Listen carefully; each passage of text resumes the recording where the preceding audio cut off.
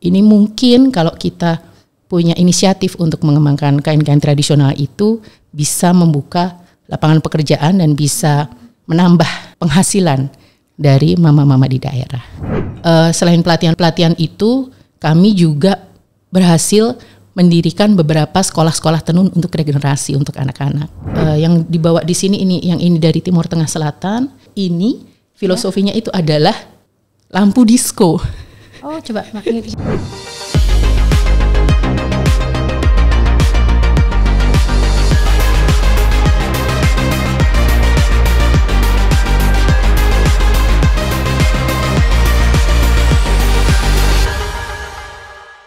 Jumpa lagi Grafo Lovers, ada banyak jalan menuju sukses. Salah satunya dengan mengenal karakter diri kita melalui ilmu grafologi. Semuanya terangkum dalam Aksara Bercerita bersama saya, Kusuma Prabandari. Kecintaan pada tanah air bisa diwujudkan dalam segala hal. Salah satunya adalah melestarikan wastra Nusantara, termasuk di dalamnya tenun tradisional Indonesia. Bersama saya di sini sudah hadir seorang sociopreneur. Beliau adalah salah satu pendiri Lawe, sebuah usaha sosial yang bergerak dalam pelestarian tenun tradisional Indonesia. Selamat datang Mbak Adi Nindya. Halo Mbak Kusuma. Terima kasih sudah hadir di podcast saya. Ya, sebelum kita melanjutkan obrolan kali ini, kita melihat profil Adi Nindya berikut ini. Melalui Lawe, kiprah Adi Nindya dalam usaha pelestarian tenun Nusantara terwujud nyata. Lawe melestarikan tenun Nusantara dengan pemberdayaan perempuan. Tenun dikembangkan menjadi produk yang fashionable dan fungsional sehingga kelompok perajin tenun juga memperoleh penghasilan. Kiprah Lawe pun meluas. Tidak hanya fokus pada penenun dan perajin, tetapi juga merangkul anak-anak muda dengan memberikan pelatihan fotografi dan penulisan serta sharing informasi tentang tenun. Makin penasaran kan? Kiprah Adi Nindya melalui Lawe dalam melestarikan tenun Nusantara. Makanya jangan sampai ketinggalan. Simak obrolannya bersama Kusuma Prabandari dalam Aksara Bercerita. Mbak Adi Nindya, boleh aku memanggil dengan sapaan apa ini? Nindya bisa. Nindya, oke. Mbak Nindya. Kalau kita lihat tidak banyak sociopreneur seperti Anda yang bergerak dalam pelestarian wastra Nusantara, khususnya tenun tradisional Indonesia. Bagaimana asal muasal awalnya Mbak Nindya tertarik pada tenun tradisional Indonesia? Oke, ini mau jawaban yang serius atau yang sebetulnya? Dua-dua. Oh, serius atau?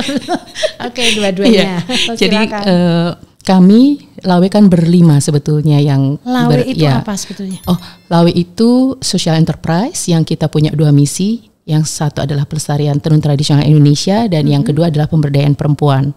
Nah, pendirinya kan kami berlima. Sebetulnya kalau kita mau bicara kenapa mau membuat Lawe, mau mendirikan Lawe begitu ya. Kalau tadi jawaban yang serius kan, kita ingin tadi melestarikan tenun tradisional Indonesia begitu ya. Tetapi kalau jawaban yang aslinya sebetulnya ini dari berlima ini punya kecintaan yang sama terhadap kebudayaan, terhadap wastra gitu ya. Kemudian terutama pada tenun. Kemudian dalam beberapa dan lima-limanya ini punya background dari NGO dan kami beberapa kali mendapatkan tugas ke daerah dan kalau mendapatkan kelompok atau mama-mama menenun terus kami membeli kain-kainnya itu kan numpuk tuh di rumah. Oh iya. Nah, jadi sebetulnya kecintaan itu tadi terdorong dari keinginan untuk belanja. Tersalurkan ya. Tersalurkan. Ya, benar-benar. Startnya dari situ, maksudnya kecintaan itu terus kita ingin beli, terus tertumpuk di rumah, terus ini mau diapain, jadi seperti itu. Okay. Kemudian kami mendapatkan beberapa kali perjalanan keluar Indonesia yang itu memberikan banyak sekali inspirasi karena di negara lain mereka sudah jauh lebih maju pada saat itu. Kami kan sudah 20 tahun ini, Mbak Kusuma. 20 tahun ya, Lawe, dari usianya? 2004. Jadi di tahun 2004 itu belum banyak yang bermain di craft dengan tenun tradisional. Yeah. Nah, dari teman-teman ini kami mendapatkan perjalanan ke luar negeri juga melihat perkembangan tenun tradisional di negara mereka. Terus dapat ide, ini mungkin kalau kita punya inisiatif untuk mengembangkan kain-kain tradisional itu bisa membuka lapangan pekerjaan dan bisa menambah penghasilan dari mama-mama di daerah. Oh Kayak begitu. Sepanjang 20 tahun perjalanan ini, Ya. apa pencapaian terbesar atau tertinggi yang sudah diraih oleh Lawe? Namanya resminya apa? Lawe. Perkumpulan Lawe. Perkumpulan Ya. Lawe. Oke. Kalau tertingginya apa ya? Karena kita tidak terbiasa mencari tujuan-tujuan yang sangat tinggi gitu ya. Oke. Maksudnya kita berjalan secara organik. Jadi banyak juga dari teman-teman yang ini Lawe backup-nya siapa sih, yang dukung siapa? Nggak ada. Kami mulai dari kami sendiri dan dari jaringan kami masing-masing kita kembangkan begitu.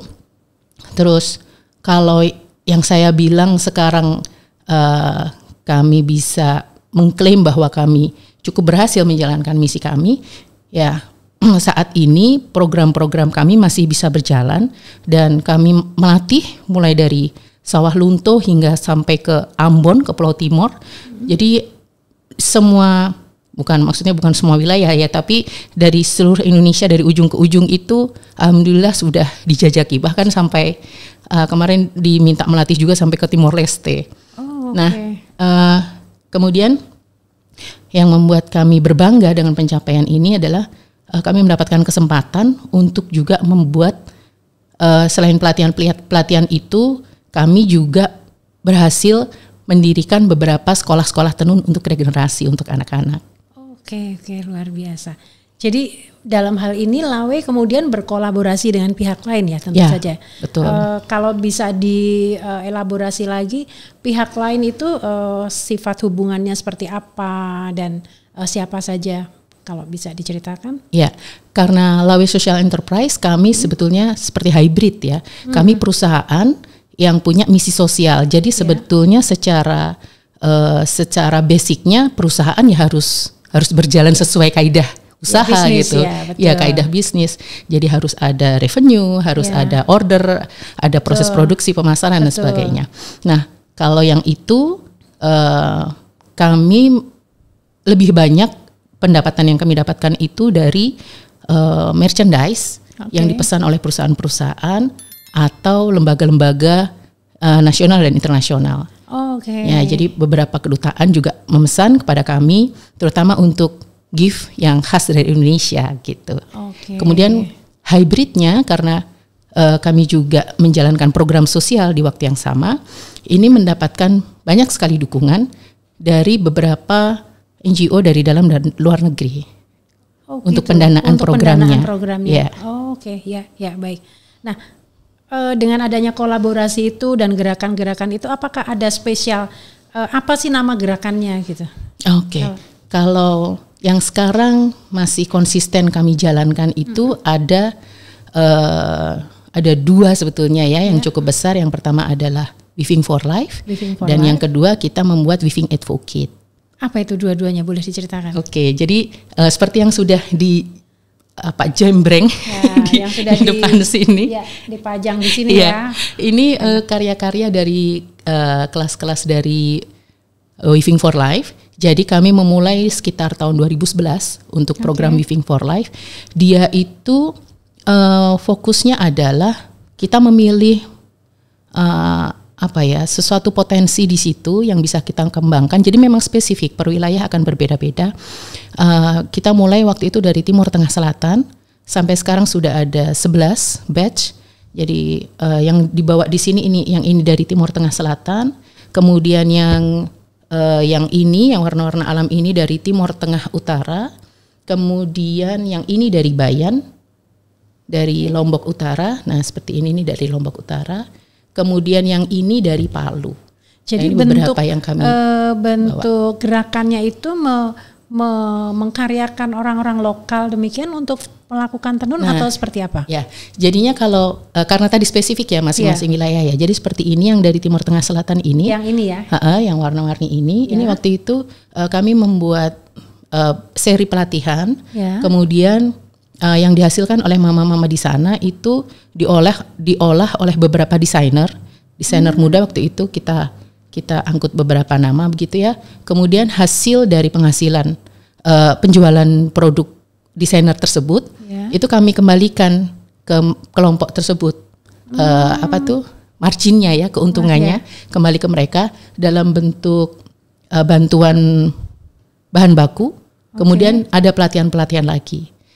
Jadi hasil dari keuntungan itu kami bisa keliling sampai ke 9 desa simultan untuk membuat pelatihan untuk pengembangan produk dan pengembangan motif yang bisa mereka explore gitu. Bukankah ini karya setiap wilayah ya, daerah? Mengapa dilakukan pelatihan? Artinya gini, pelatihan itu pelatihan untuk apa? Atau untuk siapa? Gitu? Ya, kalau yang ini spesifik yang Timur Tengah Selatan waktu itu kami memfokuskan pada peningkatan kualitas dan eksplorasi motif. Jadi kadang-kadang mama-mama itu tidak care gitu ya waktu mereka menenun. Kadang ujung sana sama ujung sini beda. Terus kadang mereka sambil sirih pinang begitu menodai ininya dan mereka kurang paham bahwa itu mengganggu kualitas kalau ini kita pasarkan di luar daerah. Nah, kemudian untuk eksplorasi motifnya banyak di antara mama-mama ini kan ide untuk pengembangannya kan ide motifnya kan dari nenek moyang gitu ya, dari nenek, dari mamanya. Tradisi gitu ya. Dari tradisi ya. Nah, itu kita ajak mereka, kita kulik, bisa nggak mereka jadi desainernya? Oh, gitu. Terus tadi yang saya ceritain di depan, ini salah satu dari hasil eksplorasi motif tersebut. Waktu kita jadi ini bukan motif asli dari nenek moyang. Ya, bukan motif asli. Sudah merupakan modifikasi gitu ya. Nah, yang kita mau mereka pede itu bahwa mereka itu bisa menceritakan filosofinya itu apa. Jadi kalau Mbak Kusuma ingin tahu, ini filosofinya itu adalah lampu disco. Oh, coba kita tunjukkan. Ini apa, lampu disco? Mereka bilang ini kita kemarin lihat di TV, mereka lihat di tempat diskonya itu di TV, bukan mereka datang sendiri, tapi mereka lihat di TV. Terus inspirasinya dari lampu-lampu yang berpendar-pendar itu menurut mereka menghasilkan karya yang seperti ini. Ini kan cukup, jadi imajinatif ya? Iya. Jadi kalau kita bilang mana lampu diskonya, ya nggak ada, itu ada di pemikiran mereka. Tapi bagaimana mereka bisa menuangkan ide itu menjadi sebuah karya. Itu sebuah desain. Ya, itu sesuatu yang sudah satu tingkat lebih tinggi daripada yang kemarin. Kalau begitu, apakah juga artinya tadi kan disebut selalu mama. Apakah kemudian melibatkan anak muda? Nah, kalau yang batch kedua, yang di Timur Tengah Utara itu kami membuat Weaving for Life di sana itu berfokus pada anak-anak. Jadi waktu itu anak itu usia berapa kalau boleh tahu? Anak itu yang bergabung tuh dari usia 6 tahun sampai SMP. Ya, jadi itu kita bekerja sama dengan Yayasan Tafe Anpah waktu itu dengan almarhumah Mama Yovita, start dengan mengajak anak-anak itu belajar menenun. Karena banyak sekali di sana yang anak-anak ini sudah tidak mempunyai ilmu tersebut. Kadang-kadang di tingkat mamanya pun mereka sudah tidak tahu. Karena banyak di sana kan kalau misalnya banyak yang berpikiran bahwa mendapatkan uang itu paling cepat adalah menjadi TKI gitu ya.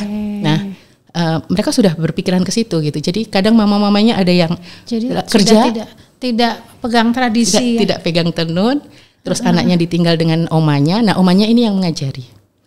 Nah, itu kita coba ajak sebanyak mungkin anak-anak yang mau belajar. Waktu itu sampai terkumpul 2014 itu ada 80 anak. Nah, banyak. 80 anak itu yang akhirnya jadi berapa? Nah, itu macam-macam karena dalam perjalanannya terus mama kemarin meninggal ya beberapa tahun yang lalu, kemudian itu sempat stop. Salah satu yang cukup luar biasa, ini karyanya karya dari Pantai. Nah, ini dulu anak-anak yang ikut pelatihan. Anak-anak yang ikut pelatihan. Sekarang dia sudah menjadi nona. Dan dia bisa menenun seperti ini dari Judith, dari anaknya Mama Beth. Oh gitu. Jadi dia diajarkan cara menenun juga mendesainnya. Ya, jadi dia makin kuat untuk keterampilan menenunnya, dan dia konsisten dan sampai bisa membuat motif yang seperti ini. Jadi ini sebenarnya motifnya bukan motif kuno atau kalau ini memang motif dari sana, memang motif khasnya insana seperti ini. Nah, yang batch kedua tadi yang di Timur Tengah Utara itu kami menjual tenunnya itu untuk keuntungannya kembali ke anak-anak itu sebagai beasiswa. Nah, ini kan beda dengan yang pertama tadi ya. Nah, itu case by case memang. Ini beasiswa studi maksudnya. Jadi walaupun misalnya, jadi setiap wilayah proyeknya itu bisa berbeda-beda ininya ya, secara apa teknisnya atau terus secara tujuannya masing-masing. Oke. Nah, kalau begitu tadi kan banyak sekali kota-kota atau daerah yang sudah dijadikan destinasi proyek ya. Sudah berapa wilayah atau kota dan jenis tenun yang mereka kan beda-beda ya. Aduh, jadi malu nggak punya datanya. Ya, kurang lebih seperti apa? Kalau kotanya mungkin puluhan ya, tapi kalau yang dilatih mungkin sekitar sampai 7.000-an kami sampai saat ini. Untuk 7.000 peserta ya pelatihan ya. Luar biasa. Ngomong-ngomong, selalu mulus atau juga ada hambatan-hambatan dalam pelaksanaannya? Kalau ada tuh apa tuh hambatan yang biasanya yang paling yang sering dihadapi gitu ya?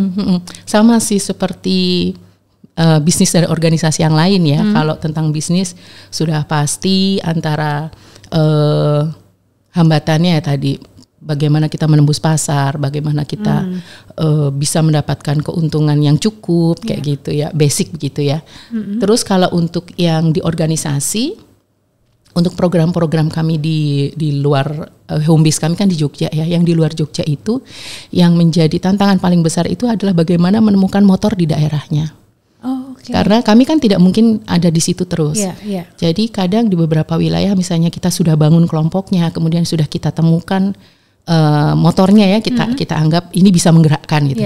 Ternyata di satu titik dia hilang atau di satu titik dia sudah nggak bisa dikontak. Nah itu kan jadi susah gitu. Juga ya, nggak bisa lanjut ya. Ya makanya di situ bagaimana caranya kita bisa mendapatkan penggerak yang kuat supaya programnya bisa jalan terus. Oke. Tadi dikatakan ini untuk berlanjut karena pendanaannya kan kembali dari hasil penjualan. Kalau dari sisi penjualan sendiri ya, saya pengen tahu apakah pasar lokal itu juga cukup menyerap atau juga ada pasar internasional? Ya itu juga kami belajar banyak ya karena pas awal kami membuat mendirikan Lawe di 2004 itu semua yang bisa diolah dari tenun itu kami buat. Jadi misalnya mulai dari malah nggak bawa contohnya produknya, bisa dilihat nanti. Jadi ada dari tas, kemudian dari pouch gitu ya. Awal-awal itu kami juga membuat sepatu, membuat sandal, baju, runner, bed cover, korden, lampu, semua kita buat. Oh, artinya produk itu tidak harus berupa kain atau selendang untuk fashion ya, tetapi masuk ke home decor juga. Home decor. Nah, tapi ya itu perjalanannya ternyata kita harus memilih karena kita tahu dari hasil trial and error gitu ya, karena kita tidak punya tim research yang cukup mumpuni. Mana yang ini bisa kita jalankan terus, mana yang ini harus stop nih, kita nggak mampu nih pendanaan apa dan sebagainya. Itu kan harus berpikir ya, kita tantangannya lagi itu bagaimana membalanskan antara keuntungan yang harus kita dapat dengan keseimbangan bahwa ini harus untuk pembiayaan program. Karena cita-citanya Lawe yang bisnis ini harus bisa membiayai seluruh program yang kita lakukan. Wah, cita-citanya memang cukup tinggi ya. Artinya itu membutuhkan waktu dan barangkali juga semakin banyak kolaborator ya. Betul. Ya, oke. Mbak Nin, saya pengen tahu kalau di Lawe sendiri keterlibatan anak-anak muda, milenials, Gen Z itu seperti apa? Apakah juga mereka punya interest, punya seperti apa sih? Kalau di Lawenya sendiri di tim intinya itu memang mayoritas mama-mama ya, maksudnya kita ibu-ibu punya anak begitu. Terus kami juga membuat Lawe sebagai maksudnya itu flexible hours gitu buat terutama ibu-ibu gitu ya. Jadi pengrajin kami yang mentransformasi kain-kain ini menjadi produk itu mereka mengerjakan di rumah. Jadi mereka inginnya mereka bisa sekaligus jaga anak-anak mereka gitu, nggak harus pergi ke nggak harus pergi ke pabrik kemudian mereka harus jalan bolak-balik untuk ke kantor gitu, tapi mereka bisa kerjakan dari rumah, bahan kita antar, QC ada di kami, dan kalau itu masuk itu langsung kita bayar. Tapi gitu. Berarti itu belum merengkuh generasi-generasi bawah itu ya? dia. Kami membuat pelatihan-pelatihan untuk melatih membuat produk itu menyasar semua usia sebetulnya, terutama yang teman-teman yang mungkin tidak bisa meneruskan sekolah, mungkin lulusan SMP atau SMA, kemudian ya tadi terutama ibu-ibu yang ingin menambah penghasilan gitu ya. Nah, yang kami ingin rengkuh juga itu sebetulnya adalah generasi muda di luar tim inti kami. Yang tadi saya bilang ada program Weaving Advocate, itu kami menyasar anak-anak muda untuk mereka bisa ikut menyuarakan tentang tenun. Jadi bagaimana mereka bisa bercerita. Jadi tenun ini kan punya cerita ya, kayak tadi lampu disco segala macam tadi. Tenun ini kan punya cerita baik dari filosofinya, produksinya, lingkungannya, value-nya apa gitu. Kita ajak mereka untuk melihat, advokasi ya. Ya, melihat dan mengadvokasikan terutama ke sosial media. Dan kami membuat banyak sekali kelas-kelas untuk itu, yang sekarang ini nanti akan berjalan, nanti kelasnya akan berjalan pada hari ini mulainya, itu untuk kelas foto story. Jadi kita membuka kelas untuk kita berikan beasiswa untuk anak-anak ini belajar dari mentor-mentor fotografi, kemudian mereka belajar bagaimana mencari ceritanya, membuat alurnya, dan harapannya itu bisa, selain mereka bisa menceritakan ke seluruh dunia, mereka juga punya pemahaman yang lebih dalam lagi, karena kan mereka harus riset. Mereka harus datang, mereka harus tanya, mengetahui gitu, satu persatu sehingga bisa membuat story gitu ya. Ya, ini sudah batch ketiga. Oh, luar biasa. Batch pertama kami di NTT, batch kedua di NTB, ini sekarang kita masuk Sulawesi Selatan. Kalau tadi dikatakan ya bahwa ada produk-produk yang dibuat selain kain dan selendang seperti itu, kan tadi masih belum riset khusus, jadi masih trial and error. Ya, trial and error. Nah, tapi kan tentu berharap bahwa potensi pasarnya ada yang internasional gitu ya. Kalau potensi pasar internasional itu akan menerobos pasarnya dengan cara apa? Iya. Kalau untuk pasar internasional yang kita bicara ekspor yang kontaineran begitu, itu cukup sulit kalau untuk tenun tradisional, karena dia dibuatnya kan manual begitu ya. Betul. Dulu pernah kami pameran internasional di Vietnam dan di Paris, dan waktu itu ada buyer dari Jepang yang minta kami mengisi 1.100 chain store-nya. Itu kami langsung tidak sanggup. Ya, begitu ada pasar begitu terbuka, pamer, ternyata. Terus ada lagi yang tanya, bisa nggak bikin tenun yang untuk outdoor dengan lebar 2,5 meter? Terbayangkan Mbak Kusuma, menenun kan begini ya? Iya, 2,5 meter. Mau menenunnya seperti apa? Dan mintanya nggak disambung ya, nggak bisa. Jadi hal-hal seperti itu mungkin yang tetap harus kita edukasi begitu ya. Seperti apa produk yang bisa dihasilkan. Artinya yang diedukasi marketnya. Kemudian yang disasar sebetulnya adalah toko-toko kecil begitu, yang mungkin chain store-nya nggak sampai 1.100 begitu ya, 10 atau 30 begitu, kami masih bisa, dan harapannya itu ordernya terus kecil-kecil tapi terus gitu. Nah, itu kan lebih enak. Kemudian teman-teman diaspora itu juga banyak sekali membantu karena mereka membawa hasilnya ini sebagai gift from Indonesia. Artinya kalaupun peluang pasar internasional itu ada, tetap terbatas kapasitas produksinya ya. Betul. Jadi harus cari yang pas dengan yang bisa dikerjakan. Jadi tidak membayangkan bahwa ini adalah sebuah ekspor yang seperti kalau kita bicara komoditas-komoditas yang lain ya. Ini karena seni kan, karya Betul, seni ya, betul. sehingga memang terbatas. Karena handmade tadi itu ya. Betul. Baik, saat ini Mbak Nindya kalau lihat dari generasi milenial Gen Z, mereka sebetulnya secara umum ya di Indonesia, mereka sebenarnya tertarik gak sih mengenakan tenun ini sebagai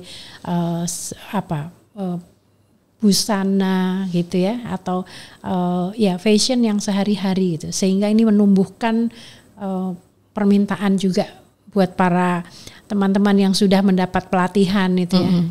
Nah, kadang-kadang teman-teman muda ini belum dapat informasinya secara lengkap gitu ya. Nah, setelah mereka tahu keunikannya apa, itu biasanya mereka tertarik untuk memakai. Jadi memang harus ditarik dulu untuk mereka belajar tentang tenun tersebut, baru muncul kecintaannya. Nah, kalau udah cinta tuh mau dibuat apa itu mereka akan pakai. Ya menyesuaikan budget yang mereka punya gitu ya. Tetapi hal itu memang harus dimulai dari menumbuhkan kecintaannya dulu. Baru kita untuk bisa menumbuhkan kecintaan harus ada literasi, harus ada edukasi, ada sosialisasi, betul, seperti itu ya. Prosesnya. Dan gerakan itu dilakukan dengan Weaving Advocate tadi itu. Ya. Oke, jadi ini sebuah rangkaian perjalanan yang tidak pendek ya sebetulnya ya. Dan semua saling melengkapi, saling berjejaring. Dan kuncinya juga kolaborasi tentunya. Betul. Ya. Mbak Nindya, sampai sejauh ini tadi usia Lawe sudah 20 tahun dan perjalanan Weaving for Life, Weaving Advocate itu berjalan. Kalau secara pribadi, Mbak Nindya, support sistemnya seperti apa untuk diri Mbak Nin sendiri? Support sistemnya bisa dari mungkin keluarga, teman, sahabat, atau seperti apa? Siapa yang menjadi support sistemnya? Ya itu alhamdulillah ya, karena bisa berjalan sampai sekarang berarti support sistemnya berjalan. Jadi memang dari keluarga sangat mendukung. Seperti suami saya juga memberikan kebebasan yang cukup besar untuk kita bisa pergi ke daerah-daerah. Kadang waktunya bisa sampai 2 minggu. Ya semua kan pasti harus minta izin gitu ya. Kalau dia nggak kasih kan kita nggak mungkin juga pergi. Jadi memang dari situ dia juga mendorong, mendukung begitu ya. Kemudian terutama dari teman-teman tim Lawe ini untuk menuju sesuatu yang ini kan nggak kayak perdagangan biasa ya. Kita nggak seperti misalnya kita beli kemudian kita jual, kan kita nggak begitu. Tapi banyak sekali nilai-nilai yang harus kita angkat, harus kita kelola. Betul. Ini untuk membentuk kelompok-kelompok yang solid, kelompok di dalam tim ini yang solid, ini ternyata juga ada dinamikanya di 20 tahun itu. Yang tadinya sudah bergabung kemudian punya ide sendiri, harus berpisah, kemudian ada yang ternyata tidak cocok, harus pergi. Jadi tidak bisa sangat dibilang sangat mulus ya. Sangat dinamis ya. Tapi teman-teman yang komit ini luar biasa memang kalau yang tim yang ada sekarang ini. Nah, kalau dari Mbak Nindya pribadi untuk menjadi seperti penggiat tenun seperti ini, menurut Mbak Nin apa sih karakter yang dibutuhkan dalam dirimu akhirnya bisa menggeluti ini? Yang jelas ini karakter konsisten itu apa namanya? Jadi yang sebenarnya antara konsisten sama stubborn itu beda, keras kepala. Soalnya kalau misalnya kita mau ngomongin murni bisnis, mungkin di awal-awal gitu udah nggak layak ini bisnisnya kalau dihitung. Mungkin. Jadi harus ada misi lain yang memang ingin dicapai. Betul. Bisnis mengikuti. Kita nggak bisa terus. Karena kita harus basicnya bisnis, kita margin harus sekian, penghasilan harus sekian. Kalau kita terlalu rigid di sebelah situnya, memang nggak akan bisa jalan. Jadi memang harus tadi itu bagaimana kita menimbang, mengukur, mengulur, gitu dan sabar, fleksibel itu sudah pasti gitu ya. Dan itulah peran support system di situ ya. Iya. Jadi kait mengait. Ada support system yang membuat karakter tadi bahwa dibutuhkan orang yang gigih, keras kepala dalam tanda kutip itu bisa berjalan gitu ya, karena memang support sistemnya berjalan. Tapi ternyata juga yang kalau kita punya sifat seperti itu ternyata menarik orang-orang yang seperti itu juga ya. Iya ternyata. Jadi kadang-kadang keras kepala ketemu keras kepala juga. Iya luar biasa. Mbak Nindya ini kan podcast ini bicara mengenai grafologi. Jadi seperti kita ketahui bahwa grafologi adalah ilmu untuk menganalisis karakter manusia melalui tulisan tangannya. Jadi saya akan menggunakan sesi berikut ini untuk kita ngobrol-ngobrol tentang karakter Mbak Nindya. Kalau diizinkan karena saya akan meminta Mbak Nindya untuk menulis. Oke. Tapi sebelum kita masuk ke sesi itu, saya mengucapkan selamat ulang tahun untuk Lawe. Ulang tahun yang ke-20. Semoga makin sukses. Terima kasih. Dan amin. visi misinya dapat tercapai. Amin.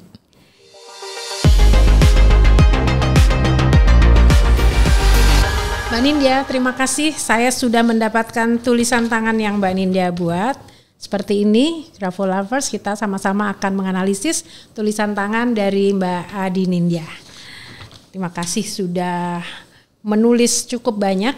Dan kita akan membedah bersama-sama bagaimana karakter Mbak Nindya didasarkan pada ilmu grafologi dan terutama apa yang relevan dengan kiprah Mbak Nindya sebagai sociopreneur. Oke, pertama kali perhatian saya lihat dari baseline tulisan atau garis dasar dalam menulis. Karena baseline atau garis dasar dalam menulis ini pada dasarnya berkaitan dengan cara orang mencapai tujuan.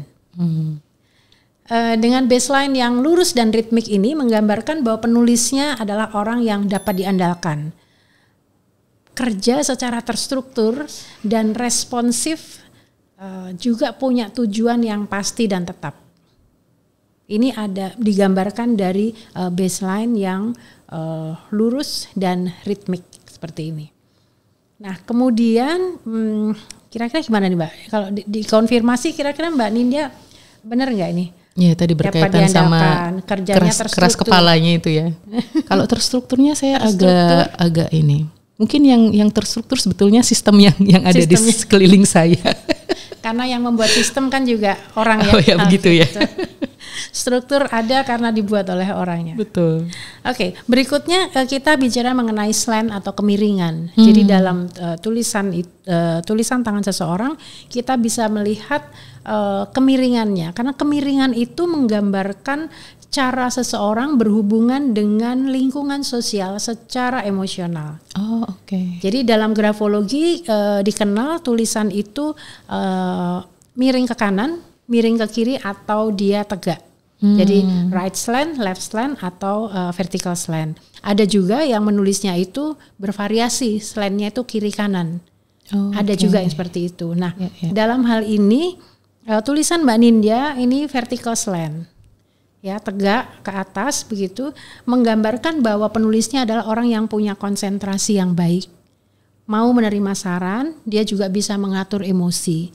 Kemudian juga cenderung tidak mau memihak. Jadi dia orangnya tidak memihak, objektif, kemudian juga merespon dengan logika bukan perasaan. Jadi lebih pada responnya itu karena alasan logika. Okay. Dan biasanya orang dengan vertical slant ini dia kalau dalam keadaan emergensi dia menghadapinya dengan kalem. Tidak tidak emosional seperti cukup itu. Banyak terbukti. Oh gitu ya. Ya memang ada saat-saat yang emosionalnya juga ya, ada. Tetapi secara umum dia menanggapinya secara tidak emosional. Oke. Kemudian tulisan ini juga mempunyai gaya disconnecting script.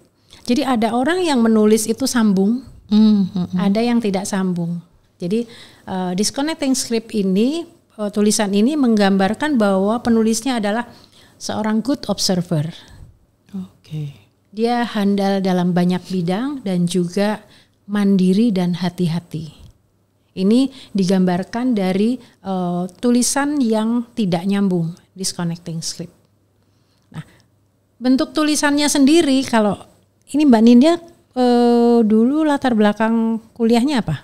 Di arsitektur. Arsitektur ya. Biasanya saya ketemu orang-orang teknik atau arsitektur terutama gaya menulisnya seperti ini, kurang lebih seperti ini. Saya nggak tahu kenapa ya, apa memang dari sananya atau memang karena kuliahnya? Karena kuliahnya juga saya kayaknya ya, itu, lingkungannya. Ya.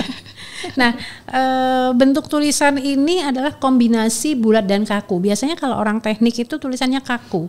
Tetapi ini barangkali ada faktor seni di situ yang cukup menonjol. Jadi tulisannya itu kombinasi antara bulat dan kaku.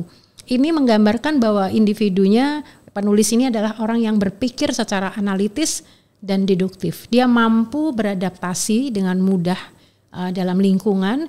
Kemudian dia terbuka pada saran baru dan pandai. Pandai apa nih ditungguin? Jadi dalam grafologi itu ada cerdas, ada pandai. Oh, oke. Gitu. Nanti ada lagi kalau cerdas dan dia cepat, handal dalam banyak bidang, itu nanti akan beda lagi. Oke. Nah, berikutnya masih ada yang bisa saya lihat kalau kita mengamati mengenai zona tulisan. Jadi dalam grafologi itu dikenal 3 zona tulisan. Zona atas, zona tengah, dan zona bawah. Kalau kita membayangkan huruf K, huruf H, huruf L itu ada zona atas dan tengah. Kalau kita bicara huruf G dan J itu zona tengah dan bawah. Kalau A, O itu zona tengah, seperti itu ya. Nah, dari 3 zona ini, kalau zona atas atau upper zone, dia berasosiasi dengan intelektualitas seseorang, visi, kemudian spirit, kemudian imajinasi, itu ada di atas, ada di zona atas. Kalau zona tengah itu berasosiasi dengan interaksi sosial dan ego. Sementara zona bawah itu berasosiasi dengan energi, materi, kebutuhan seksual. Nah, dalam hal ini zona bawah yang saya lihat adalah Mbak Nindya ini zona bawahnya tegas ke bawah. Jadi kalau dilihat ini semua huruf C, huruf G ini tegas ke bawah. Pakai loop atau tidak pakai loop, dia semuanya tegas ke bawah, panjangnya sama, nggak ada yang gantung. Oke. Ya. Ini menggambarkan bahwa orang tersebut atau Mbak Nindya adalah seorang project finisher. Jadi kalau mengerjakan sesuatu harus selesai. Kemudian dia juga result oriented. Dan enaknya bekerja sama dengan orang dengan model gaya tulisan seperti ini, dia dapat diharapkan untuk menyelesaikan tugas. Bisa menunjukkan juga dirinya bahwa dirinya itu sebagai penentu. Dan kalau dilihat di semua huruf G, semua akhir lower zone-nya itu selalu berakhir ke kiri, penuh seperti itu ya, seperti ayunan. Seperti ayunan. Ada ini gitu ya. Menggambarkan bahwa dirinya orang penyayang. Wah. Seperti terus ayunan. di bold di sebelah situ. Oke. Kita perhatikan sekarang bagaimana Mbak Nindya menulis semua huruf E. Huruf E semuanya ada loopnya. Karena ada orang menulis huruf E kecil, itu ada yang sempit, ada yang pakai loop. Ini semua ada loopnya. Loop tertutup gitu maksudnya? Kan bolong ya, E-nya. Iya. Ini menggambarkan bahwa dia berwawasan luas dan toleran terhadap ide-ide baru. Toleran terhadap menerima ide-ide baru, toleran pada pendapat orang lain. Ini E yang ada loopnya. Dan huruf A serta huruf O, jadi huruf vokal A dan O, ini semua tertutup. Artinya bahwa orangnya pendiam, lebih senang menyembunyikan perasaan dan memilih untuk banyak diam daripada banyak berbicara. Ini berbeda dengan tidak berarti bahwa dia tidak pandai berkomunikasi, tetapi ini masalah verbal. Iya betul. Bukan masalah komunikasi tapi masalah verbal. Huruf A dan O yang tertutup ini artinya adalah pendiam, menyembunyikan perasaan dan lebih senang mendengar. Yeah. Nah, kita perhatikan sekarang bagaimana menulis huruf M kecil. M. semua huruf M-nya ini ada sudut di bagian atas. Oh, begitu ya. Ya kan? Huruf M-nya kan semua seperti apa ya?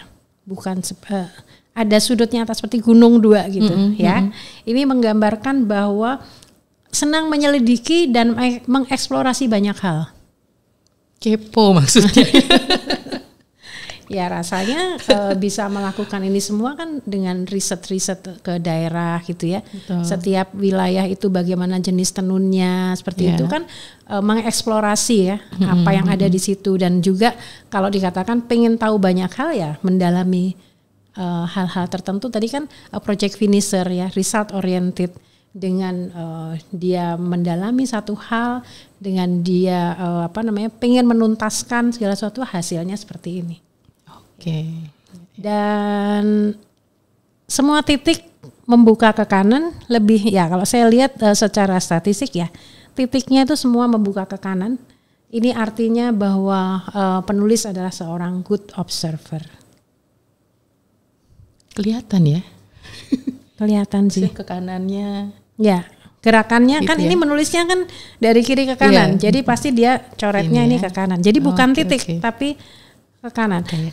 Kenapa terlihat? Karena saya ketika membaca ini saya menggunakan alat bantu kaca jadi pembesar. Jejaknya kelihatan ya, jadi gitu ya, kaca pembesar kelihatan bahwa dia tuh bukan titik sebetulnya. Oke. Seperti itu.